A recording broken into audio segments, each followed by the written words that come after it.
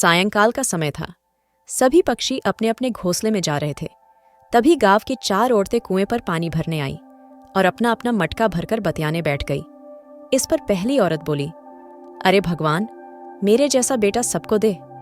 उसका कंठ इतना सुरीला है कि सब उसकी आवाज सुनकर मुग्ध हो जाते हैं। इस पर दूसरी औरत बोली कि मेरा बेटा इतना बलवान है कि सब उसे आज के युग का भीम कहते हैं। इस पर तीसरी औरत कहाँ चुप रहती।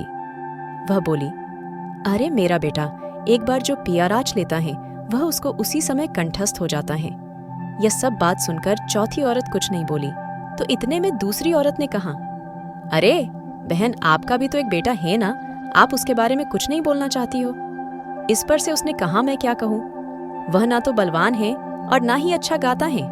यह सुनकर चारों स्त्रियों ने मटके उठाए और अपने गांव की ओर चल दी।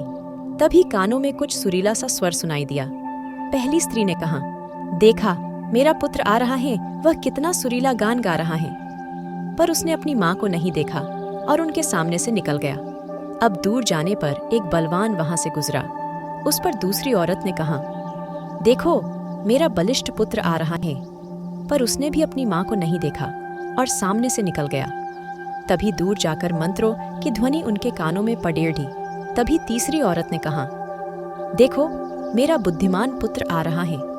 पर वह भी श्लोक कहते हुए वहां से उन दोनों की भांति निकल गया। तभी वहां से एक और निकला। वह उस चौथी स्त्री का पुत्र था। वह अपनी माता के पास आया और माता के सर पर से पानी का घड़ा ले लिया और गांव की ओर निकल दिया। यह देख तीनों स्त्रियां चकित रह गई, मानो उनको सांप सूंघ गया हो। वे तीनों उसको आश्चर्य से देखने लगी। तभी वहां पर बैठी एक वृद्ध महिला ने कहा, देखो, इसको कहते हैं सच्चा हीरा।